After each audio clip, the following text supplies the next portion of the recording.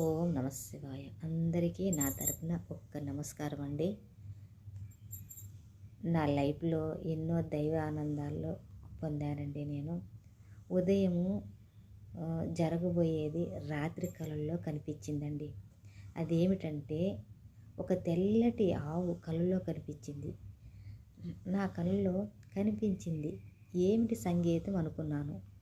ఉదయాన్నే మా మేడము ఈరోజు అన్నం చేయొద్దు, హ్యాపీగా పిల్లలతో పార్కు తీసుకెళ్ళి అక్కడే హోటల్లో తినేసి వద్దాము అని చెప్పింది. మన ఆత్మలోని సృష్టించినాడు. మన ఆత్మలో బ్రహ్మకర్తలు బ్రహ్మ, విష్ణువు, మహేశ్వరుడు కొన్ని సృష్టించేసినాడు. మన శక్తిని మనలోనే సృష్టించేసినాడు. కొన్ని కోట్ల మందికి ఏమి జరుగుతుందో తెలియదు కదా, కానీ రాలేడు ఆయన. ఒక్కరోజు మటుకు వస్తాడు. అది మనము మనల్ని తీసుకెళ్ళేటప్పుడు 10 నిమిషాల ముందు వస్తాడు. అదే మనకే కనపడతాడు, కానీ ఎవరికి కనపడడు. అప్పుడు తీసుకెళ్తాడు. అప్పుడు మనం ఎవరికి చెప్పుకునే దానికి ఆస్కారం ఉండదు, మన నోరు ఉండదు చెప్పడానికి. అలా ఒక్కరోజు మటుకు వస్తాడు.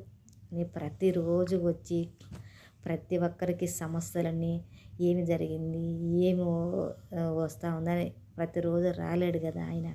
కాబట్టి ప్రతి ఒక్కరికి ఆయన మన ఆత్మలోనే మనకు దైవశక్తిని నింపినాడనండి.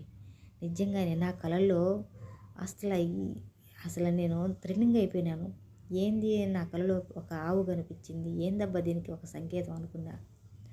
ఉదయాన్నే లేచి చూస్తే మా మేడం ఇలా అనింది. ఓహో, అంటే ఆ దైవం ప్రతి ఒక్కరిలో మనలోనే మనకి దైవం శక్తినిచ్చాడు అని అనుకున్నాను. నాకు ఎప్పుడో తెలుసండి.